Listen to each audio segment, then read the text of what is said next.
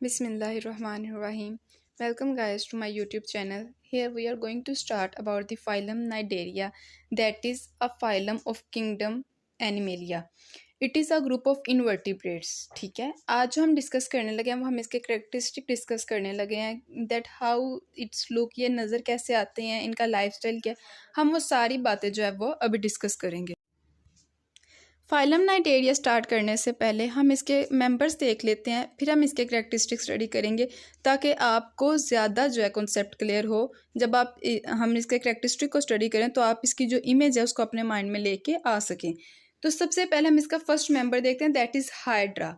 ये हाइड्रा है और ये हमेशा किसी ना किसी सबस्ट्रेट या सरफेस के साथ खुद को अटैच रखेगा, ये फ्री मूविंग नहीं है। ठीक है, ये इस पॉइंट है, ये हाइड्रा है और ये जो है ये खुद को अटैच रखेगा। ये इसकी बॉडी पे जो है वो टेंटिकल्स हैं, इनको टेंटिकल्स कहते हैं, जो ऊपर तिनके की तरह के नजर आए वो टेंटिकल्स होते हैं। ये इसका माउथ है और ये बडिंग ऑफ हो गई है। ठीक है, ये टूट गई यहाँ से क्या होता है, इसकी बॉडी के सेल जो है वो ग्रो करेंगे और फिर ये ब्रेक डाउन हो जाएगा वहाँ से और एक न्यू हाइड्रा जो है वो बन जाएगा, जिसको हम कहते हैं बडिंग का प्रोसेस। इसके बाद ओबेलिया है। ओबेलिया भी हमेशा खुद को किसी ना किसी सरफेस के साथ अटैच रखेगा, फ्री नहीं है, और ये सारे के सारे इक्वेटिक एरिया में रहते हैं। फिर सी एनिमोन है। सी एनिमोन के बाद हमारे पास है जेलीफिश। ये कुछ मेंबर्स थे। अब हम इनके करैक्टरिस्टिक को स्टडी कर लेते हैं। इनके अगर सबसे पहले हम बात करें हैबिटेट की कि ये रहते कहाँ पे हैं, तो जितने भी नाइडेरिया वो सब के सब मैरीन में रहते हैं और कुछ उनमें से रेयर जो हैं वो फ्रेश वाटर में रहते हैं, लेकिन सारे के सारे रहते इक्वेटिक एरिया में ही हैं। इसके बाद बात करें नाइडेरिया की, तो ये कॉलोनियल फॉर्म में रहते हैं, ग्रुप्स की फॉर्म में ये रहते हैं, जिसमें ओबेलिया, कोरल, सी फैंसी सारे जो हैं ये आ जाते हैं। फिर इसका मतलब है most of them are sessile. Sessile का मतलब ये है कि खुद को किसी ना किसी सबस्ट्रेट के साथ अटैच रखते हैं और ये मूव नहीं कर सकते, नॉट लाइक दिस कि एक पॉइंट से मूव करके दूसरी जगह चले जाएं, या ये इटसेल्फ मूव नहीं कर सकते, बल्कि इनका जो पूरा लाइफ स्पेन है वो उस सरफेस के साथ ही गुजर जाते हैं जहाँ पे खुद को अटैच रखते हैं। सम नाइडेरिया आर मोटाइल, कुछ जो है वो मूव कर सकते हैं, जिसमें जेलीफिश आ जाए, जो हमने सबसे लास्ट पे मेंबर देखा था, वो मूव है, फ्री लिविंग है। ठीक है, वो मूव कर सकते हैं, लेकिन मोस्टली जो है वो साइल होते हैं, वो मूव नहीं करते अपनी जगह से। ये इनका हैबिटेट था कि ये रहते कहाँ पे और कैसे रहते हैं। फिर हम बात करते हैं इनके बॉडी प्लान्स की कि इनका जो बॉडी स्ट्रक्चर है वो कैसा है। ये रेडियल सिमेट्री शो करते हैं। रेडियल सिमेट्री का ये मतलब है कि इनको जब भी ब्रेक डाउन किया जाए, ये हाफ मतलब जिस भी एंगल से तोड़ा जाए ये मिरर इमेज बना देते हैं। जब भी इनकी बॉडी को हाफ पार्ट्स में चेंज किया जाए तो ये प्रॉपर जो है मिरर इमेज बना सकते हैं किसी भी एंगल से जब इनको तोड़ा जाए। ये रेडियल सिमेट्री होती है, यानी कि हर तरफ से ये एक जैसे हैं। और डिप्लोब्लास्टिक हैं। डिप्लोब्लास्टिक का मतलब है इनके पास दो जो है वो हमारे पास जो है लेयर्स होती हैं, दो टिश्यू लेयर्स होती हैं। First one is epidermis and second one is endodermis. Endodermis को हम जो है गैस्ट्रोडर्मिस भी कहते हैं। ठीक है, और ये एक्टोडर्म और एंडोडर्म से जो है वो मिलके बनेगी। अब एपिडर्मिस और गैस्ट्रोडर्मिस के दरमियान एक लेयर आती है जेली लाइक, जो इन दोनों में डिफ्रेंशिएट करती है, उसको हम कहते हैं मिजोग्लिया। ये टिश्यू लेयर नहीं, इसको हम अलग से डिफ्रेंशिएट नहीं करते क्योंकि ये डिप्लोब्लास्टिक है, इसमें सिर्फ दो लेयर्स काउंट होती हैं, लेकिन उन दोनों सरफेस के दरमियान एक हमारे पास jelly like material like fast tissue जो है वो प्रेजेंट होता है, इसको हम कहते हैं मिजोग्लिया।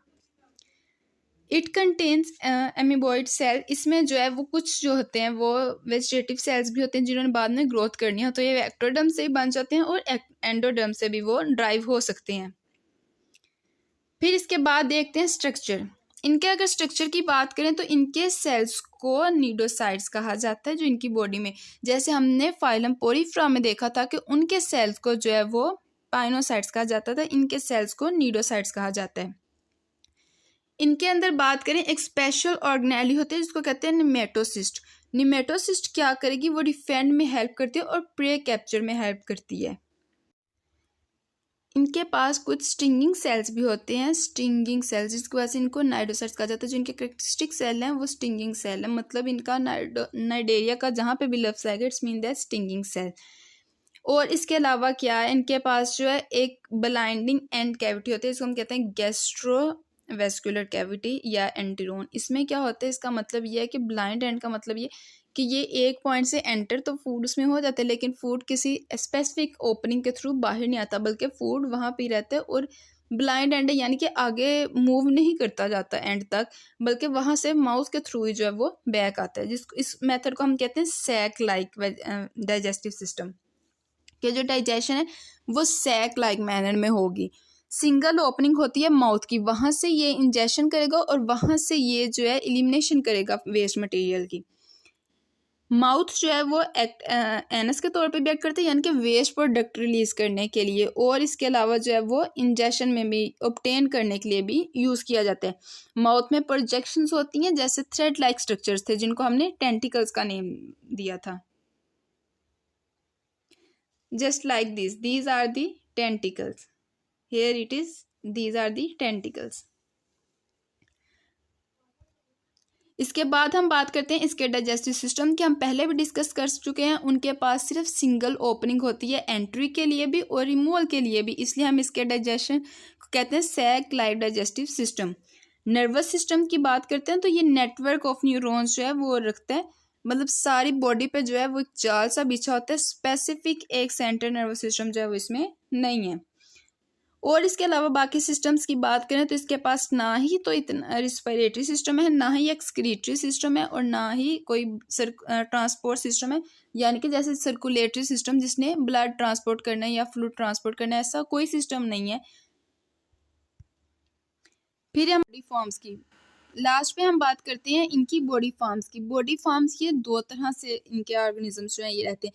ये सबसे इम्पोर्टेंट पॉइंट है, शॉर्ट क्वेश्चंस के लिए भी इम्पोर्टेंट है, और सबसे बेसिक कॉन्सेप्ट जो करेक्टर इसको सबसे अलग बनाता है वो यही है कि ये टू फॉर्म में एग्जिस्ट करते हैं। The first form is polyp and the second form is Medusa. Polyps की बात करें तो वो सिलेंड्रिकल होते हैं, यानी कि लंबे से होते हैं, और उनका जो और सबस्ट्रेट के साथ अटैच होते हैं, और अटैच होते हैं अबोरल साइड पे। किसी भी ऑर्गेनिज्म की दो साइड्स होती हैं, एक होती है ओरल जो फेस वाली होती है, और एक होती है अबोरल जो फेस के ऑपोजिट होती है, माउथ के ऑपोजिट साइड पे होती है। और ये माउथ की ऑपोजिट, लाइक अगर माउथ ऊपर है तो ये नीचे से जो है वो अटैच होंगे, इनको कहते हैं पोलिप्स। और ये जो है एसेक्सुअली जो है ये रिप्रोड्यूस करेंगे। इसके अलावा और जो डिफरेंस है वो ये है कि पोलिप्स का हमेशा जो माउथ है वो ऊपर की तरफ होता है, ठीक है। और मेडुसा की बात करें तो इसका माउथ जो है वो नीचे की तरफ होता है। इसका स्ट्रक्चर अम्ब्रेला लाइक होता है, और ये फ्री स्विमिंग होता है, यानी कि ये मोटाइल होता है, किसी भी सबस्ट्रेट के साथ अटैच नहीं होता, और इजीली जो है वो मूव कर सकता है। और जो लास्ट पॉइंट है इसमें वो ये है कि ये सेक्सुअली जो है वो रिप्रोड्यूस कर सकते हैं। यहाँ पे बात करें तो हाइड्रा, ओबेलिया, सी एनीमोन, ये सारे के सारे हमारे पास पोलिप फॉर्म में आते हैं।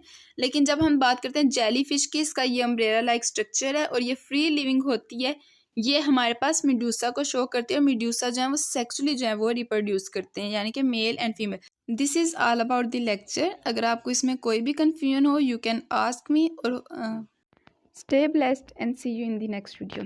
Thank you.